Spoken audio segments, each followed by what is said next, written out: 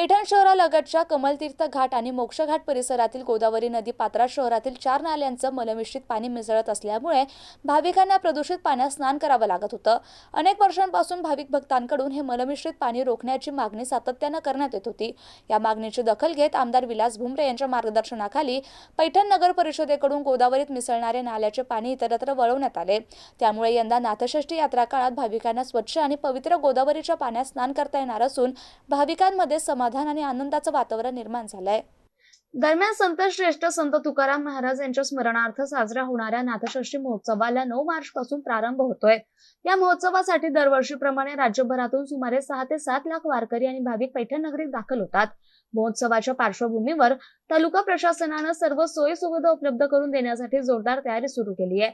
रविवारी आमदार विलास भुमरे यांनी प्रशासनाच्या तयारीचा आढावा घेत गोदावरी नदी वाळवंट बाहेरील नाथसमाधी मंदिर परिसर तसंच मोक्षघाट परिसराची पाहणी करून आवश्यक सूचना दिल्या। यावेळी नगराध्यक्ष विद्याभूषण कावसानकर, मुख्याधिकारी डॉक्टर पल्लवी अंबोरे, उपनगराध्यक्ष तुषार पाटील, नगरसेवक सुनील रासने, जितू परदेशी, बजरंग लिंबोरे, गौरव आठवले, राजू गायकवाड, स्वप्नील साळवे, अजित पगारे, परवेज धांडे, रफिक कादरी, सुनील हिंगे, नगरसेविका रुपाली सोनारे, कविता शिंदे, वैशाली परदेशी, योगिता वरकड, पुष्पा गव्हाणे, राजश्री गायकवाड, स्वच्छता निरीक्षक व्यंकटी पापुलवार, अशोक पगारे, अशोक मगरे, अमोल शेजूळ, पाटील बागुले आदी उपस्थित होते। गौतम बनकर, MCN न्यूज, पैठण।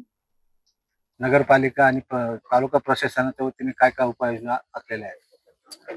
9 तारखेला होणाऱ्या नाथषष्ठीच्या अनुषंगाने आपण एक 10-15 दिवसापूर्वी नाथ मंदिरात दरवर्षी एक पूर्वतयारी आढावा बैठक घेत असतो। ती बैठक घेतली। या ठिकाणी प्रशासनाला प्रत्येक विभागाला ज्या सूचना दिल्या होत्या आणि आज या ठिकाणी अधिवेशन आल्यानंतर या ठिकाणी वाळवंटाची पाहणी केली आणि आपल्या गोदावरीमध्ये नाथ महाराजांच्या दर्शनाला एकादश असेल, पंधरवाडी असेल, महिन्याची असेल, नाथषष्ठी असेल, आल्यानंतर भाविक वर्गाची, महाराज मंडळीची जी अनेक वर्षापासून मागणी होती का जे गोदावरीमध्ये पैठण शहरातलं नाल्याचं पाणी जे गोदावरीमध्ये येतं त्या गोदावरीचं पावित्र्य स्वच्छता राखली गेली पाहिजे या दृष्टिकोनातून भुमरे साहेबांच्या माध्यमातून आज या ठिकाणी STP लाईनचं काम देखील झालेले आणि आपल्या गोदावरी पावित्र्य राखण्याचं, स्वच्छता राखण्याचं काम या ठिकाणी आपण नगर परिषद प्रशासन असेल, महाराष्ट्र जीवन प्राधिकरण असेल याच्या माध्यमातून आज ते काम पूर्ण झाले आणि जे उर्वरित काम राहिलेले ते देखील 1 महिन्याभरात होऊन जाणार आहे आणि आपली गोदावरी ही स्वच्छ आणि याचं पावित्र्य राखण्याचं काम हे आपण या ठिकाणी केलेले आहे। खरं तर मी या ठिकाणी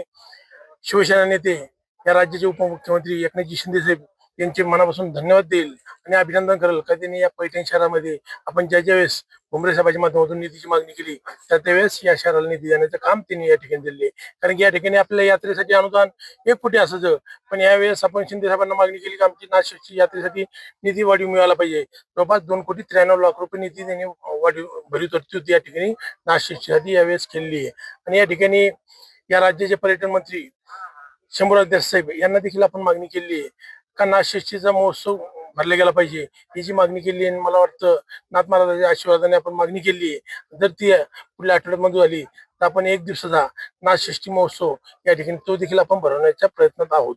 या ठिकाणी प्रशासनाला ज्या सूचना दिल्या होत्या अतिशय चांगलं काम या ठिकाणी पोलीस डिपार्टमेंट असेल, PWD असेल, नगर परिषद प्रशासन असेल, या ठिकाणी पंचायत समिती असेल, तहसील असेल, प्रत्येक डिपार्टमेंट या ठिकाणी अतिशय चांगलं काम करते आणि या ठिकाणी येणाऱ्या नाथषष्ठीमध्ये कुठल्या भाविकाला, महाराज मंडळी कुठली अडचण गैरसोय होणार नाही या दृष्टिकोनातून प्रशासन या ठिकाणी अतिशय चांगलं काम, चांगल्या पद्धतीने पारदर्शकपणे या ठिकाणी काम पार पडते।